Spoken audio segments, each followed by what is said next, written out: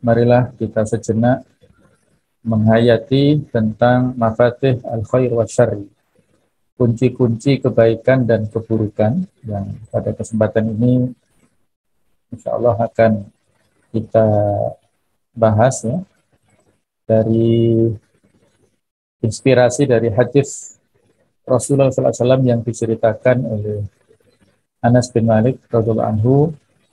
Beliau mengatakan anna Rasulullah sallallahu alaihi wasallam qala, bahwasanya Rasulullah sallallahu alaihi wasallam telah bersabda, inna minan nasi mafatih lil khairi maghaliqa lisyarr. Sesungguhnya ada di antara manusia yang menjadi kunci-kunci untuk kebaikan dan penutup-penutup untuk keburukan. Wa inna minan nasi mafatihal lisyarri maghaliqa lil khair. Dan sesungguhnya pula ada di antara manusia yang menjadi kunci-kunci keburukan dan penutup-penutup pada kebaikan. Fatuba liman ja'alallahu mafatihal khair ala yadayhi. Maka beruntunglah kepada orang yang Allah jadikan kunci-kunci kebaikan ada pada kedua tangannya. Wa wailun liman ja'alallahu mafatihal syarri ala yadayhi. Dan celakalah orang yang Allah jadikan kunci-kunci keburukan pada kedua tangannya. Hadits Hasan diriwayatkan oleh Imam Ibnu Majah. Di dalam hadis ini Rasulullah SAW memberikan penjelasan kepada kita semua tentang posisi manusia, yang mana manusia ini ada pada pilihannya. Bagaimana Allah katakan, wa nafsi wa ma sawwaha fa alhamaha fujuraha wa taqwaha. Kita ini memiliki potensi untuk memilih jalan fujur, jalan kesesatan, ataupun wa taqwaha, jalan ketakwaan. Kita punya pilihan untuk menjadi perantara kebaikan, dan pada saat yang lainnya menjadi perantara, ada pilihan juga untuk menjadi perantara keburukan. Maka tinggal kita memilih apakah kita masuk pada pilihan pertama mafatihul khair, alhamdulillah, apakah kita masuk pada maghaliqu syarri wal iyadu billah. Wa man syaa'a falyu'min wa man syaa'a falyakfur. Barang siapa yang mau silakan dia beriman, barang siapa yang mau silakan dia kufur. Tetapi ada ancamannya ya dari Allah Ta'ala. Inna a'tadna lidzalimina nara ahata bihim suratuha. Telah disediakan Allah bagi orang-orang yang zalim, yang memilih kekafiran, berarti dia telah melakukan kezaliman, itu telah disediakan api atau neraka yang sangat dahsyat siksaannya nanti di akhirat. Nah, oleh karena itulah dalam hal ini perlu kita ketahui apa saja kunci-kunci kebaikan dan kunci-kunci keburukan. Ini kita ambilkan inspirasinya dari perkataan Al-Imam Ibnu Qayyim Al-Jauziyah dalam kitab beliau Hadi Al-Arwah halaman 69. Beliau mengatakan, wa qad ja'alallahu subhanahu likulli matlubin miftahan yaftahu bihi. Dan sungguh Allah Subhanahu wa Ta'ala menjadikan bagi setiap apa yang kita inginkan, setiap keinginan, setiap harapan itu kunci yang kita pakai untuk membuka. Jadi setiap keinginan, tujuan, harapan, kebutuhan, apapun yang kita mau, maka ada miftahnya, ada kuncinya, ada sarana yang bisa mengantarkan ke sana. Faja'ala miftah sholatit tuhur. Maka Allah menjadikan kunci sholat adalah bersuci. Wa miftah al-hajjil ihram. Dan kunci haji adalah ihram. Wa miftah al-birri as-sidq. Dan kunci kebenaran atau kebaikan adalah kejujuran. Wa miftahal jannah at-tauhid. Dan kunci surga adalah kalimat tauhid. Wa miftahal ilmi husnul su'al wa husnul isghar. Dan kunci ilmu adalah bertanya dengan baik serta mendengarkan, menyimak dengan baik. Wa miftahan nasri wa dhufri as-sabr. Dan kunci kemenangan serta kegemilangan ataupun keberuntungan itu adalah sabar. Ini potongan dari perkataan beliau dan insya Allah akan kita lanjutkan pada kesempatan berikutnya. Kita coba satu persatu untuk kita bahas, yaitu yang pertama bahwa kunci sholat itu adalah bersuci. Sebagaimana dalam hadis riwayat Abu Dawud, Nabi SAW mengatakan miftahus sholati tuhur. Kunci sholat itu adalah bersuci. Kalau dari hadas kecil adalah dengan berwudu. Kalau dengan dari hadas yang besar berarti harus mandi besar, mandi junub. Wa tahrimuha takbir, pengharamannya itu adalah takbir, wa tahliluha taslim, dan penghalalannya itu adalah salam. Pada saat kita hendak melaksanakan sholat, idza qumtum ila sholati faghsilu wujuhakum ila akhiril ayah, ya. Kalau kita hendak melaksanakan sholat, maka harus melaksanakan wudhu, ya. Tanpa wudhu maka sholat kita tidak sah.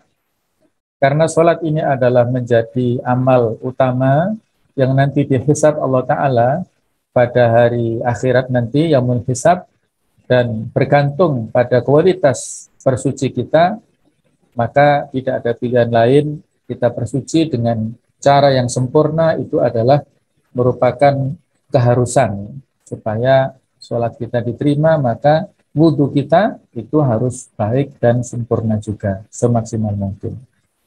Yang kedua adalah miftahul hajjil ihram.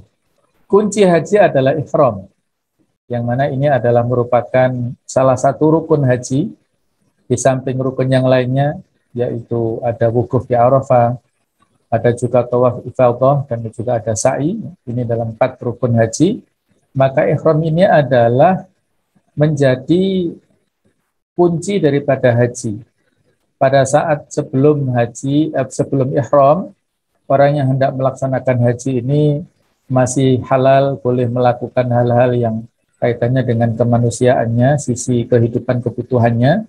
Tapi ketika dia ihram, maka tidak boleh mencukur rambut, memotong kuku, memakai wangi-wangian, apalagi berjima ya dengan istrinya dan lain-lainnya. Ini adalah sebagai pembuka, mengawali ibadah haji seseorang. Kalau biasanya jamaah Indonesia adalah dengan haji tamattu, maka dia ihramnya untuk melaksanakan umrah dulu, kemudian ketika sampai di Ka'bah tawaf, kemudian sa'i dan tahallul. Nah, baru pada hari Mina tanggal 8 itu mengawali dari Mina atau langsung dari Arafah dan seterusnya sampai tawaf ifadah dan sampai tawaf wada lah. Jadi intinya itulah rangkaian manasik haji.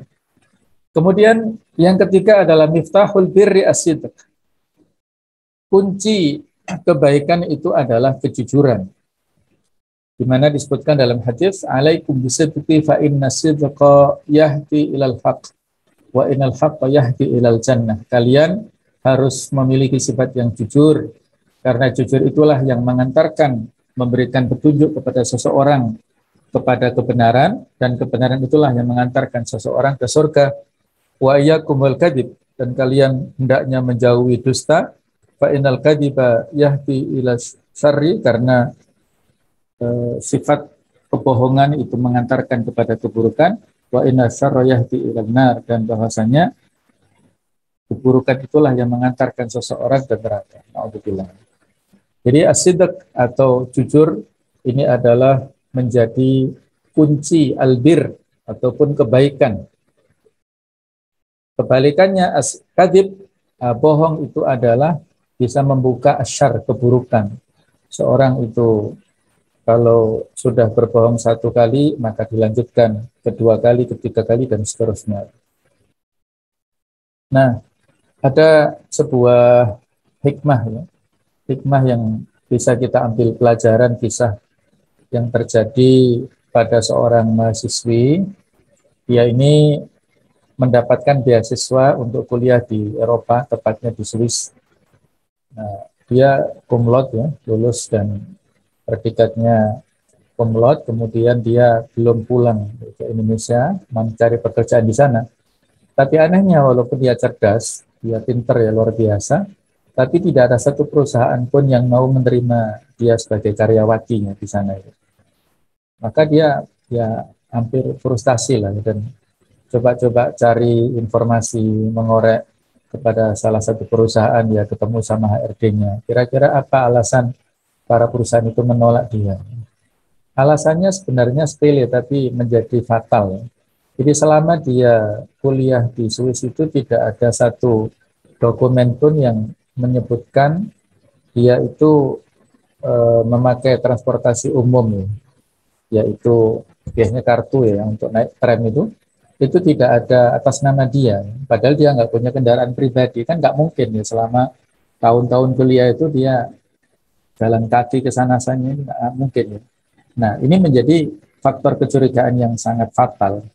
Jadi kesimpulannya, anak ini pertama berarti dia bohong ya, tidak jujur ya, dan itu menyebabkan tidak bisa dipercaya. Mungkin dia memanipulasi dengan keahliannya ya. Mungkin dia punya kartu tapi nggak muncul namanya dan dia mungkin gratis ke sana kemari ya. Yang kedua berarti dia tidak bisa diatur ya, tidak mentaati aturan ya. Jadi dua hal itu yang menjadi penolakan. Tidak bisa dipercaya dan tidak bisa diatur. Ini susah kalau berhadapan dengan orang seperti itu. Maka ini kembali kepada faktor kejujuran yang itu adalah merupakan kunci sukses dari setiap orang ya. Seseorang bisa sukses bukan karena kecerdasan ataupun kepintarannya, tapi karena kepribadiannya. Yang utama adalah karena faktor kejujurannya. Kemudian yang keempat adalah miftahul jannati syahadah la ilaha illallah. Bahwasanya sebagaimana disebutkan dalam hadis riwayat dari Imam Ahmad, kunci daripada surga itu adalah bersaksi la ilaha illallah. Syahadat la ilaha illallah. Pada saat Abu Thalib menjelang wafatnya itu ditunggui oleh Rasulullah Muhammad SAW untuk mentalkin beliau. Beliau memberikan pengarahannya kepada pamannya, "Qul ya ammi la ilaha illallah asyhadu biha indallah." Ya. Wahai pamanku, katakanlah kalimat tauhid la ilallah, aku akan bersaksi nanti di hadapan Allah dengan kalimat itu. Tetapi para pembesar Quraisy ya, ada Abu Jahal, Abu Lahab dan orang-orang yang tokoh-tokoh Quraisy melarang ya, apakah engkau akan meninggalkan agamanya Abdul Muthalib, agamanya kakek moyang kita. Nah, sampai pada akhirnya Abu Thalib meninggal dunia ya, dalam keadaan yang kufur ya, tidak mau masuk Islam, sehingga nanti pun dia tidak bisa keluar dari neraka. Ketika syafaat uzma diberikan kepada Abu Thalib, hanya bisa meringankan siksanya di neraka, tapi tidak bisa mengentaskan dia untuk dipindahkan ke surga. Yang bisa menjadikan seseorang walaupun dosanya banyak ketika masuk neraka dan bisa terpindahkan karena syafaat uzma dari Rasul itu adalah karena dia ahlu tauhid, apabila dia orang yang bertauhid. Ada sebuah asar dari Wahab bin Munabbih, seorang tabi'in. Beliau mengatakan kepada orang yang bertanya, "Alaisa miftahul jannah la ilaha illallah?" Bukankah kunci surga itu kalimah la ilaha illallah? Jawaban Wahab bin Munabbih, "Bala, betul. Walakin ma min miftahin illa lahu asnan." Tetapi tidak ada satu kunci pun kecuali memiliki gigi-gigi. Kalau nggak ada giginya nggak bisa untuk buka ya. Fa in ataita bi miftahin lahu asnan futihalaka, kalau kamu datang dengan membawa kunci yang ada giginya, maka kamu akan dibukakan pintunya, bisa masuk surga. Wa illa lam yuftah laka, dan kalau tidak punya gigi kunci tersebut, maka tidak dibukakan. Rawahul Bukhari, hadis riwayat Bukhari, asar riwayat Bukhari. Jadi itulah kalimat tauhid yang merupakan kuncinya ya, sedangkan giginya versi Wahab bin Munabbih ini bisa kita artikan adalah merupakan amal-amal soleh sebagai pendukung ya, untuk pembuktian tauhid kita benar, iman kita benar adalah dibuktikan dengan amal-amal soleh kita itu. Nah, kemudian yang berikutnya adalah miftahul ilm, husnul su'al wa husnul isqa. Kunci daripada ilmu itu adalah baik dalam hal bertanya dan juga dalam hal menyimak atau mendengarkan. Biasanya ilmu ini adalah merupakan anugerah dari Allah Ta'ala, akan diberikan kepada orang yang rajin ya, menyimak apa yang didengarnya, apa yang disampaikan kepadanya, dan bertanya sesuatu yang dia tidak tahu. Dalam Al-Quran ada 2 ayat yang sama persis, walaupun awalnya ada sedikit perbedaan ya, yaitu fas'alu ahla dzikri in kuntum la ta'lamun. Maka bertanyalah kepada orang yang memiliki ilmu apabila kalian tidak memiliki ilmu tentangnya. Ini di surat An-Nahl 43 dan surat Al-Anbiya ayat yang ke-7. Itu sama persis. Kalau awalnya agak ada perbedaan ya. Tapi yang saya sampaikan fas'alu ahla dzikri in kuntum la ta'lamun ini sama persis. Jadi dengan bertanya itulah kita akan mendapatkan informasi. Dalam banyak hadis ya, Rasulullah SAW bertanya kepada para sahabatnya, jadi ada metode dialogis ya. Baik itu Nabi bertanya kepada para sahabat ataupun sahabat yang bertanya kepada Rasulullah SAW ya. Ketika ada seorang sahabat, wahai Rasulullah, tunjukkan kepada aku ya dalam Islam satu kalimat yang aku tidak bertanya kepada orang lain tentang sesuatu itu. Maka beliau memberikan jawaban, qul amantu billah tsumma istaqim. Katakanlah aku beriman kepada Allah, kemudian istiqomahlah. Ini salah satu metode ya, bertanya dari sahabat kepada Nabi Sallallahu Alaihi Wasallam, yang itu adalah akhirnya informasinya menjadi ilmu bagi kita semuanya, bukan hanya kepada yang bertanya, tapi juga kepada kita semua. Yang keenam adalah wa miftahun nasr wa dhufr as-sabr.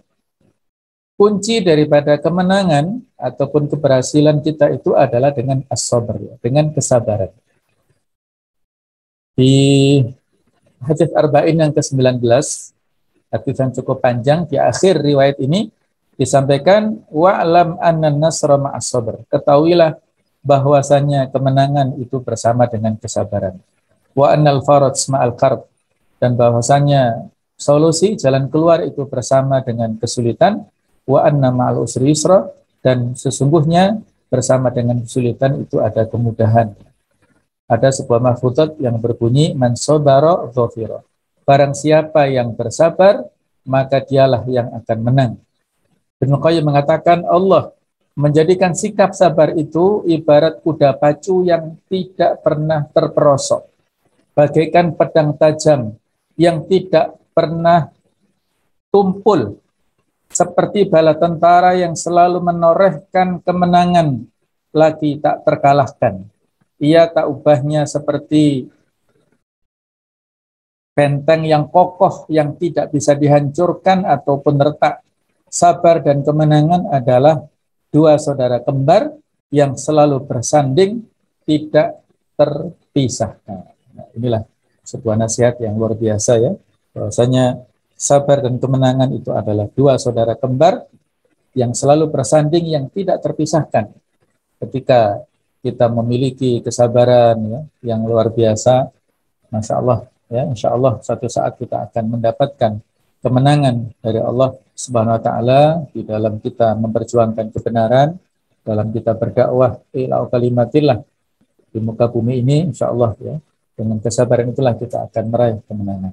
Ini dulu 6 poin, Insya Allah masih ada yang lainnya, karena totalnya nanti ada 16 kunci-kunci kebaikan dan 1 kunci dari segala kunci keburukan. Mudah-mudahan Allah Ta'ala senantiasa menjaga hati kita, menjaga keluarga kita, ya, menjaga saudara-saudara kita dari segala fitnah dunia, dan kita akan diberikan istiqomah dalam kebenaran, terus dalam hidayah Allah Ta'ala sampai kita mendapatkan husnul khatimah dan kita dipertemukan di surganya Allah Subhanahu Wa Ta'ala. Hadza wa bikum ajma'in. Assalamualaikum warahmatullahi wabarakatuh.